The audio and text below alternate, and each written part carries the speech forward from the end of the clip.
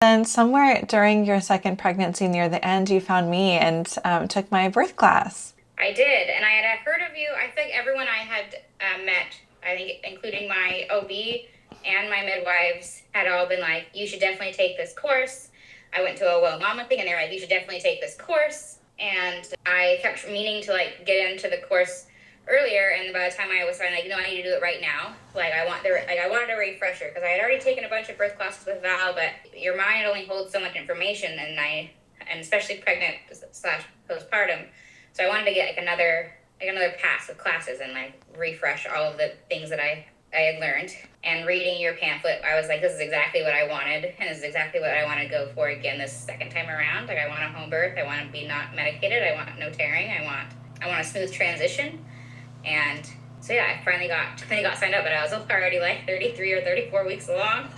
So It's never too late. I definitely feel like I loved to have the refresher. I didn't feel as nervous for labor the second time around because I knew kind of how the gambit was going to go. And what I wanted was, I guess, to meet other moms in the same spot as me. And like, but I definitely loved that I still learned new things. Like that was what I really took away from it. Was every class I got to go to, I was like, okay, that's something I didn't know before that I'm glad to know now. Like we went over the first class, and this one was the going through labor and dilation and pushing and the fetal ejection reflex. And that was something I had never heard about before, and I knew I hadn't experienced that when you were talking about it. And I was like, that would make things so much like easier. I hope that's what I have happen this time.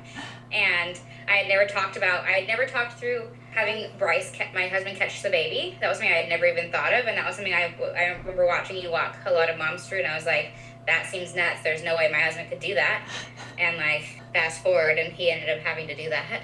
And I was so thankful that I had been in the class and had watched multiple moms like work through like getting their leg up over the umbilical cord and like sitting down to be able to take the baby after it was caught. Because I would not. I think I would have been panicked in that moment had I had not had some of that knowledge. Again, it's all the things you don't think you need to know or that you think are going to be simple.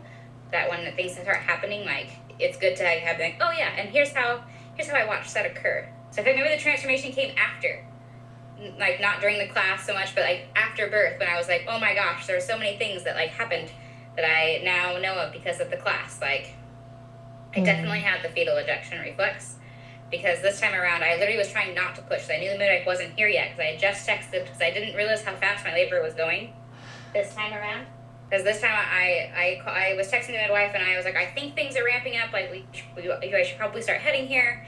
And this was after like I had been up for maybe 45 minutes with contractions, and I got in the shower again, and my husband started trying to set up the birth tub. And then I was like, oh my gosh, I feel like this is happening like really fast. And I kept trying to like tell my body like to stop pushing. I was like, don't push. The midwife's not haven't made it yet. The midwife hasn't made it yet. Like slow down. And at one point, my body was like, no, you will push. Like it felt like but my body was like, nah, you're not gonna hold anymore. And like force pushed his head out. And then I was like, help, help. And my husband came into the bathroom. And I was like, oh my gosh, like he's already like here. And I was like, don't touch his head, because like in your class we talked about how like they're gonna like turn their head and like get one shoulder out before they come out, and so I had to like tell him that after his head. I was like, don't touch his head, like wait for his shoulder to come out, and then just be there to catch him, because that's how this is gonna go. But don't hold his head because he's gonna have to turn. And that was something I didn't know. And then my husband did catch the baby, and then he was like, well, what do we do? And I'm like, I don't know, but hold the baby down so I can get my leg up and over the umbilical cord, and then you can hand him to me. And we worked our way through that and got myself sitting in the tub, and then I turned around and picked my phone up and called the midwife, and I was like, he's here, he's born already. And the midwife was like, is he crying? And I was like, yeah. And she's like, okay, well, I'm pulling up to your house in 2 minutes. I got stuck behind a train. And like came in a few minutes after.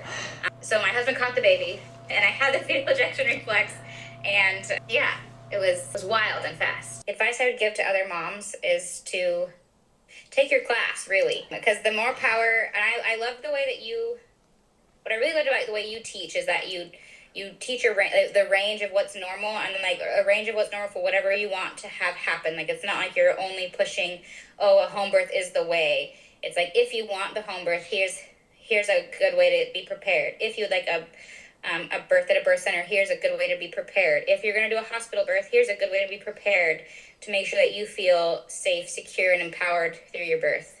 Mm. And I really loved that about the way you walked through that, because everyone in our class had a different plan. I like that you couldn't tell if you had a certain way that you would prefer. Like you're not biased. You're just gonna say, okay, what do you envision? What are you trying to like have happen? And here's how you can get the most support and have the most smooth go with this.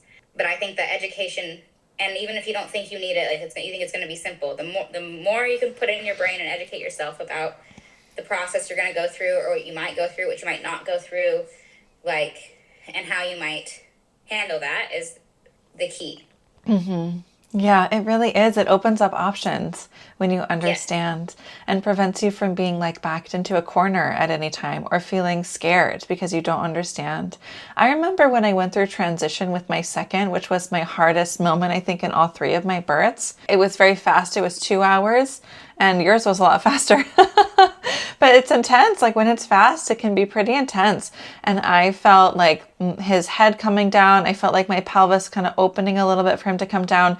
And it felt very intense. And I was like, I know what's happening. Like these sensations, I understand what they are. I understand what's happening biologically. And I know this means that everything is working well, even though it feels intense. And that's what helped me cope, was just that understanding of what was normal and reminding myself that this is normal. That helped me so much. Yes, definitely. I would say I agree with that statement, because that's exactly how I felt. Like I was like, oh, I just need to breathe. I just need to breathe.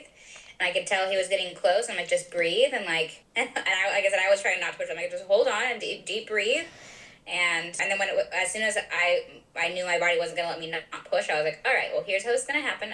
And so yeah, I think that really the best you can do is like not just rely on yourself in the moment. Like give yourself knowledge beforehand, because in the moment it's intense in your mind. Is everything about it is intense, and there's no way you can make the same logical thoughts and decisions after. You need that powerhouse to be built before labor comes, so you like